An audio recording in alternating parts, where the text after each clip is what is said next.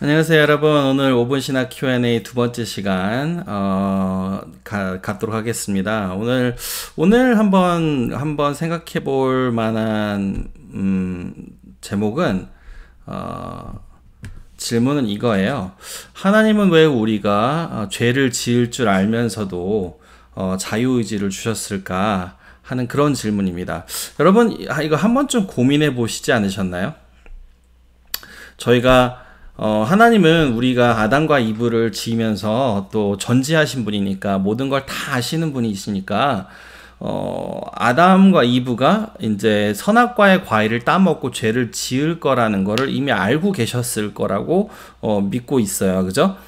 이제 그렇다는 얘기는 사실 하나님께서 우리 아담과 이브를 만드실 때 구태여 자유의지를 주면서까지 아담과 이브가 죄를 짓게 하시고 또 아담과 이브가 죄를 지음으로 하여금 모든 인류의 인간들이 그 죄의 죄값을 갖게 되죠. 그래서 죄의 삭은 사망이요 하신 말씀처럼 이제 모든 인류가 이제 죽음에 면하게 됐고 육체적인 죽음에 당하게 됐고 그 육체적인 죽음에서 멈추는 것이 아니라 저희가 하나님과 영원히 함께 할 수 없는 지옥으로 가는 두 번째 죽음, 이제 계시록에서 이야기하는 두 번째 죽음을 모든 인류가 맞게 됐어요.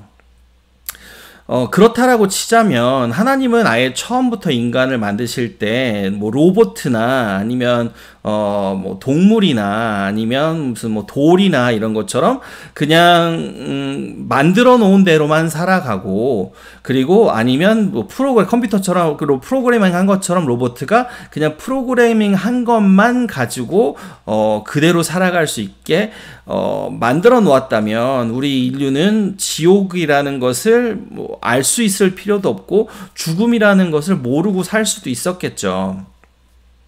근데 그렇다면 그걸 아시면서도 자유의지라는 것을 우리 인간에게 주셨던 하나님은 어떤 생각을 가지고 계셨던 것이고 그것이 과연 우리 인간에게 시험을 하시기 위함이셨고 또 너희가 한번 이걸 먹나 안 먹나 한번 보자 뭐 이런 걸 보시기 위함이셨는지 아니면 그것이 뭔가 다른 의미가 있는지 한번 알아보도록 하겠습니다.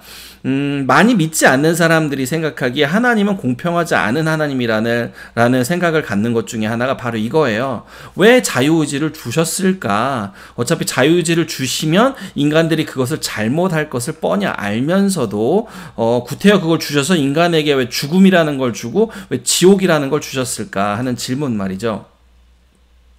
근데요, 이게 여러분 잘 생각해 보시면 하나님이 인간에게 자유의지를 주신 것은 세상의 어떤 것과도 구분된 축복을 내려주신 거예요. 자유의지는 원래 하나님만이 가지고 계신 것이고요. 하나님이 가지고 계신 가장 독특한 그 성격 중에 하나예요. 마음대로 생각을 하고 그 생각한 대로 행동을 하고 생각한 것대로 만들어가고 그것을 책임진다. 이것은 사실 하나님만이 가지고 있는 거예요. 근데 하나님이 그 창조물에게만 이 자유의지라는 것을 주세요. 첫 번째는 이 천사들이에요.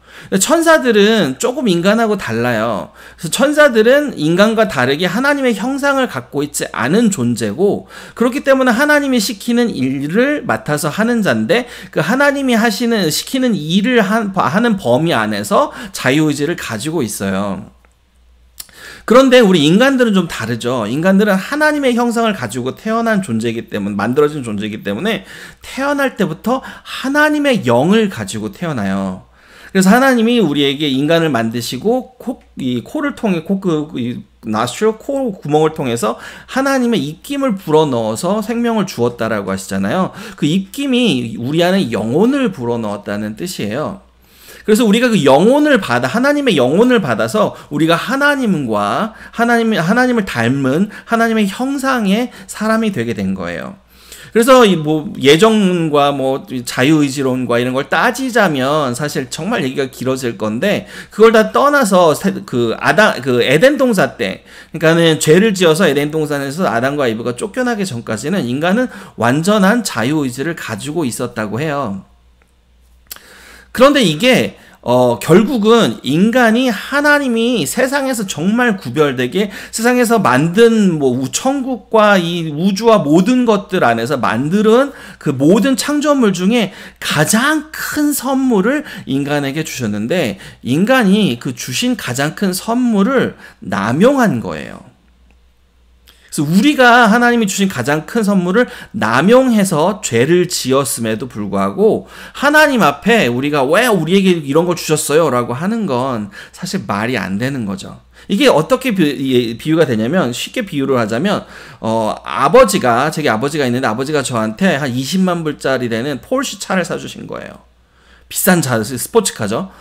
그 폴시카를 사주셨는데 제가 아버지한테 따지는 거야. 아니 왜 아버지는 당신은 이런 차를 나한테 사주셔서 내가 이거를 몰고 다니면 스피딩 티켓도 먹을 수 있고 이걸 몰고 다니면 자동차 스피드가 빠르니까 차 사고가 나서 내가 다치거나 죽을 수도 있는데 어떻게 감히 나한테 이런 걸 사줄 수 있습니까? 아 당신 아버지는 정말 사랑을 모르는 사람이다 라고 얘기하는 거하고 똑같은 거예요. 하나님 아버지는 우리에게 가장 주실 수 있는 것 중에 가장 큰 선물을 주신 거고요.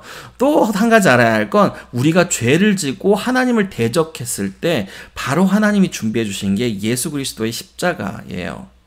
그래서 예수님은 우리한테 자유의지를 주신 것뿐만이 아니라 우리가 그 자유의지를 남용해서 죄를 지었음에도 불구하고 하나님은 죄를 짓자마자 우리를 용서하는 길을 또 우리에게 다시 자유의지를 주시는 길을 열어주신 것이 하나님입니다. 그래서 여러분 자유의지는요 우리에게 정말 큰 축복이고 가장 큰 선물입니다. 그래서 어떤 분들이 이 자유의지를 잘못 이해하신다면 이렇게 잘 설명해 주실 수 있으시길 바랍니다. 좋은 주말 되시기 바랍니다. 감사합니다.